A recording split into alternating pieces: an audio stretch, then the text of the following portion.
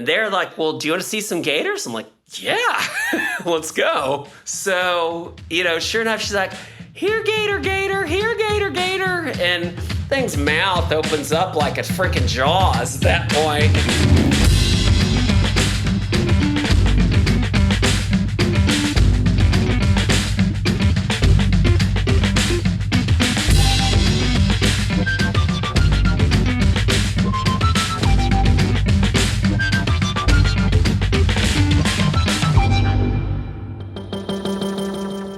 Hello, my Atypical Daydreamers. Welcome to the show. My guest today is my old friend, David Warren. He's been many things, but most recently, he's a location manager and scout for film, TV, and everything in between. Dave's journey through life is a great example of following what works, but the results can lead you through some wild and lively experiences.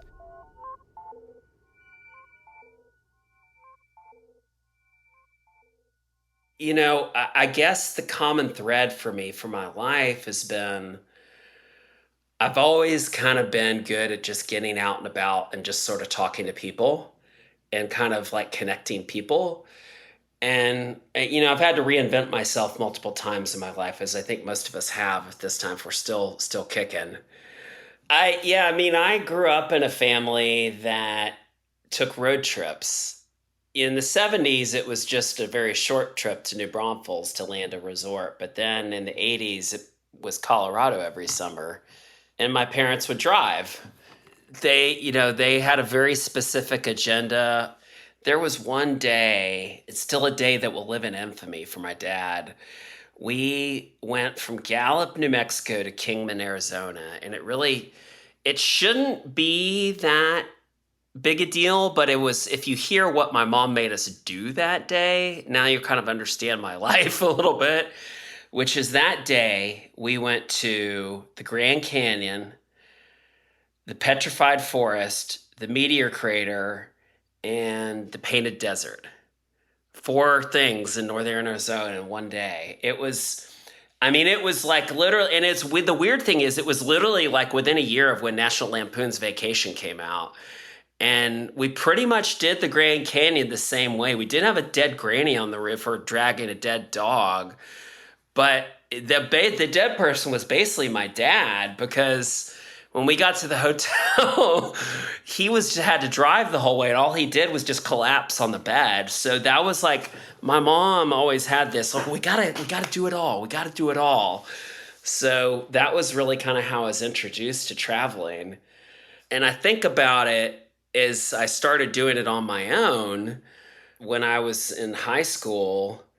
I didn't really learn the art of preparation till I really had more adulting practice. But I think about, driving out to Big Bend National Park and getting a flat tire in the middle of the night and not even having a flashlight, much less, so I didn't think about it.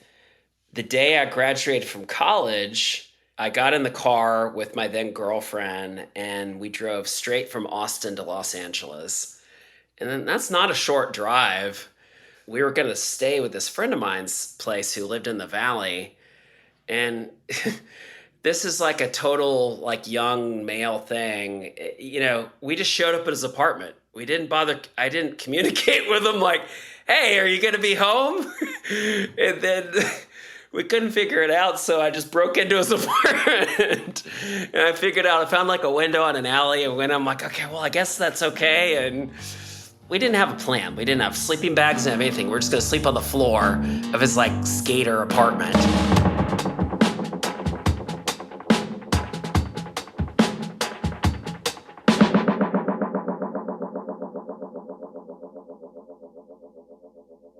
Fast forward a little bit, I live in Atlanta now. And then I had, was essentially kind of a corporate job for a while. It was a corporate job, but it was a good job. I worked at Cartoon Network and we made TV stuff. But, I was going to an office, all that. But ever since I've been gone from there, I went into real estate and it was a totally different world. And hey, I got a cell phone. So new world, I can like do things.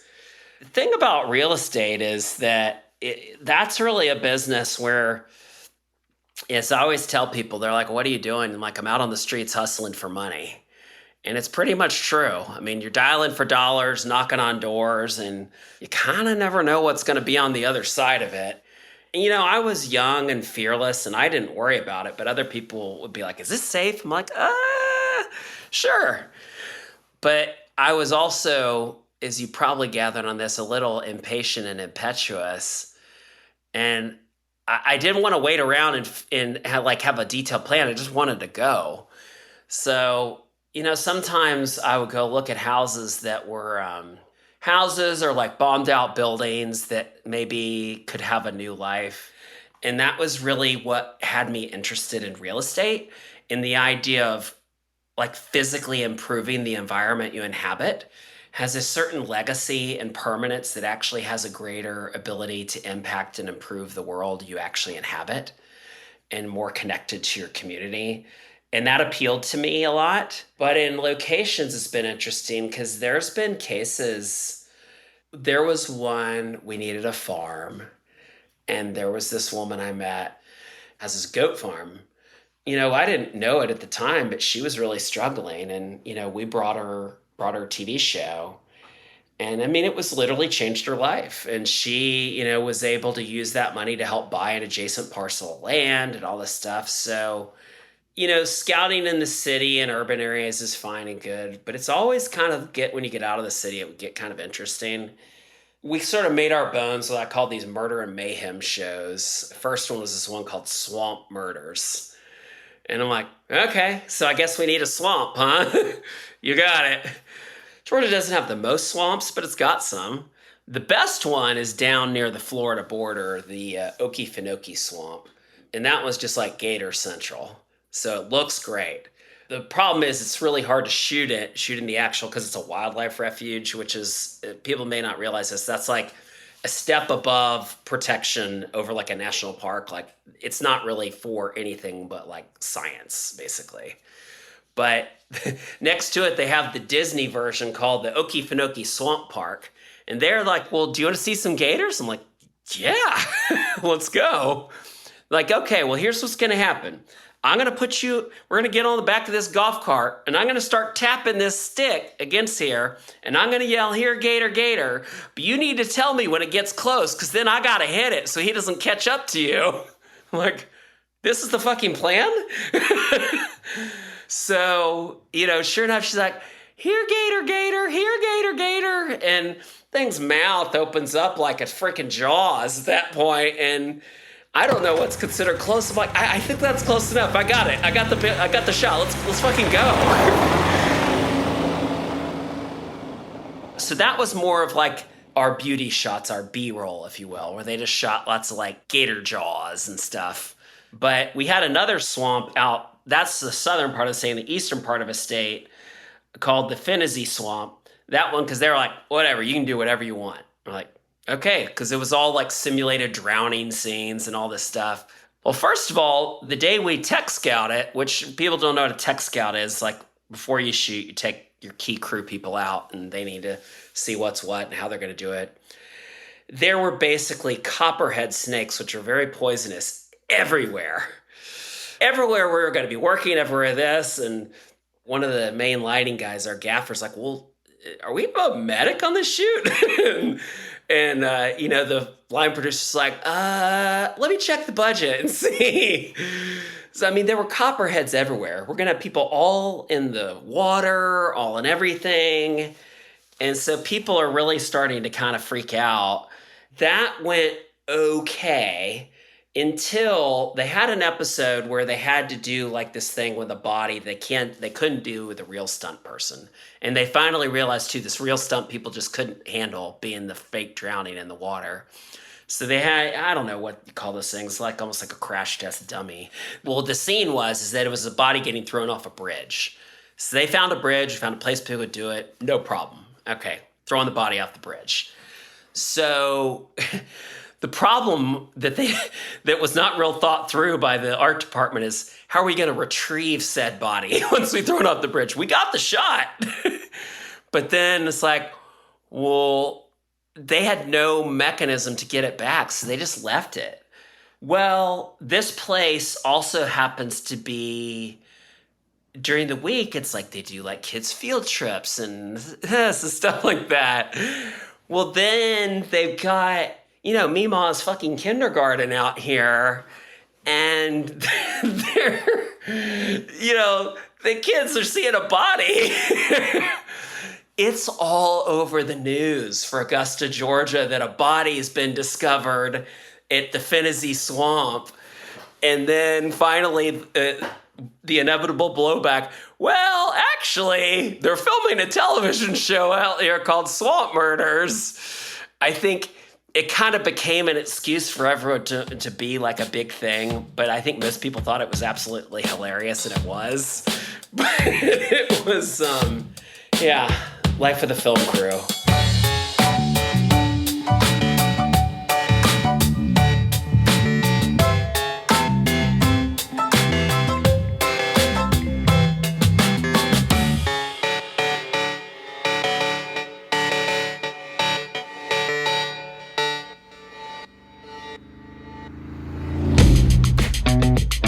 Hey, Josh here. I love making this podcast, and I'd love to make it my full-time gig. Besides telling the stories, I'm basically a one-man band, and that takes time. If you're enjoying the podcast, please consider becoming a patron. You'll have access to loads of great bonus stories, and you'll have the satisfaction of knowing that you're supporting a truly independent podcast. Find the Patreon link in the show notes. And thanks. The location stuff, when you kind of get out of the normal world, when you're kind of dealing with the people you maybe don't normally deal with, is kind of the most interesting, because it's people that kind of like the people at the swamp, where they haven't had 6 Marvel movies there, so what you're bringing to them seems kind of novel and insane, and they're like, okay, I guess, and you're talking them into it, and something that just seems totally foreign. Well, I had a very unique project that was in some ways, now talking someone into a television show or a commercial movie, that's the easy part. This one was different. Sometimes I've got sent to do these things in marketing that call them a brand activation, where it's sort of for people that have been to South by Southwest, where a brand says, oh, we're going to disrupt camping, and we're going to have our new electro camper with a bidet in the middle of 6th Street, and it's going to change everything.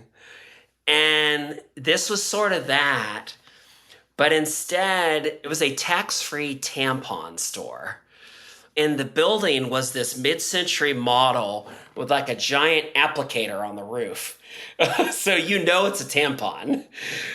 And the whole purpose was, there was this company called Seventh Generation, and they do whatever environmentally sustainable paper products are, if that is a thing. But that was their MO. And they were trying to get attention to show the fact that in some states, certain necessary medical devices for women are taxed with sales tax, as opposed to being tax-free. Well, it ends up that in Florida, tampons are not taxed, but in Georgia, they are taxed. So there's an opportunity there. So on the state line of Georgia and Florida is a perfect opportunity for a tax-free tampon store, with air quotes. And the trick is, I've got to find a piece of dirt on Florida side, sort of like the same thing when you see hey, get your fireworks here across the state line, because you can't buy them there. And you've got all this stuff exciting you to pull over now. Sunday, Sunday, Sunday. So, but here it's tampons. And I needed a spot in Florida, right on the state line, but right on a major road. So there's only so many spots into the state, in and out of the state from Georgia to Florida, that might work. So basically, I was doing what you call, South Georgia, North Florida, which is basically just Redneck Central. It's it's like a Leonard Skinner song there. It's just the whole thing. The babies come out of the womb with mullets on their heads. Part of my job is I am a chameleon, and I've got to be able to blend in and talk to anybody. So I basically sort of did a circle on the maps and basically figured out, okay, these are my target areas.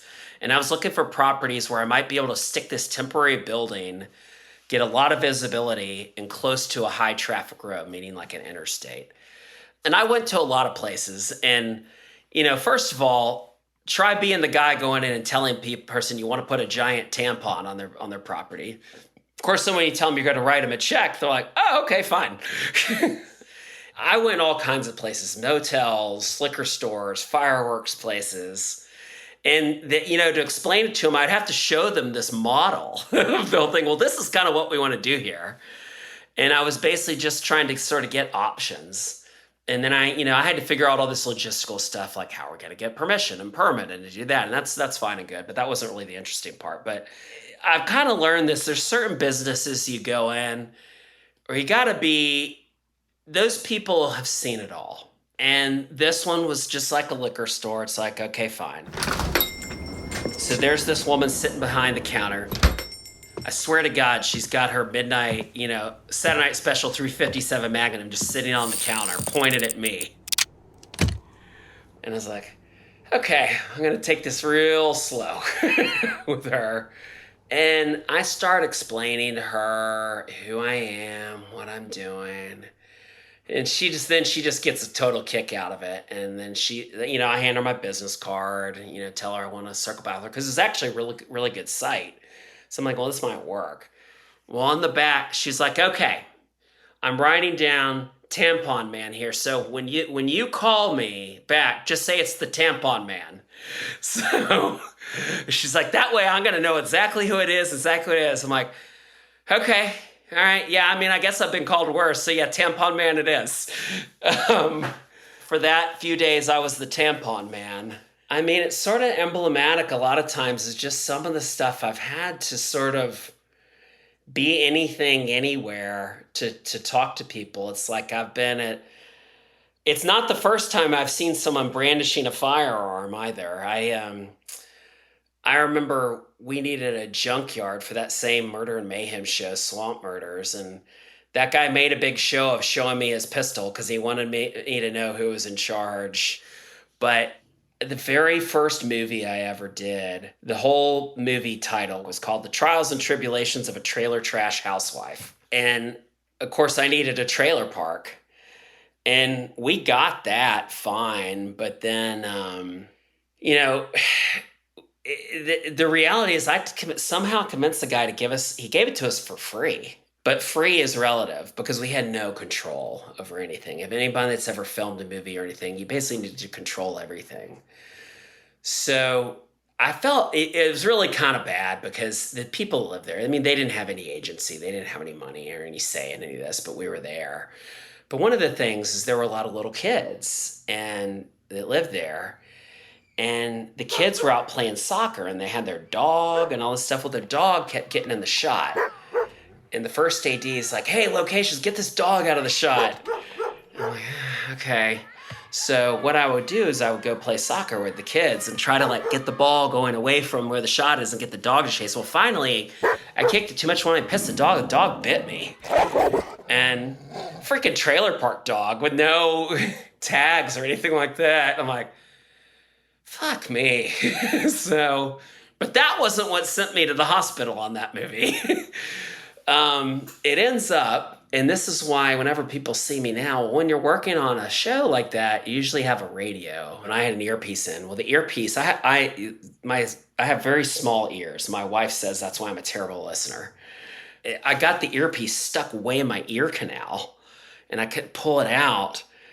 And then I waved off the dog bite, but then that was really freaking me out when I had this thing stuck in my ear. So first I went to the makeup artist. I said, hey, get your tweezers and try to pull this thing out. Instead, she jammed the thing further in there. So finally, I just told the producer, I'm like, look, I got to go. I can't take it. I got to do something. I'm like, I was willing to go with the dog bite, but this thing with my ears is freaking me out. So I went to the doc in a box, and the guy puts his forceps. I swear to God, it was like giving someone delivering a child up in my ear. He pulls the forceps halfway up my ear, and I was like, I am never wearing another earpiece again in my life. I don't care how much I get yelled at for having a live radio. I don't care. I'm not doing it. I want to thank Dave for sharing his experience. If you're in need of entertainment location services, check out Dave's Atlanta-based company's ATL Locations and Pellicular Properties. This podcast was created and produced by me, Josh Caldwell. Music by Visual Aid, my side music project. General support and copywriting by Miranda Caldwell. If you like the show, please follow, subscribe, rate, and review wherever you listen to podcasts. And if you'd like to financially support the show, check out my Patreon page. You'll have access to loads of great bonus stories. You can find the link in the show notes. Thank you for listening, and I hope you come back next week.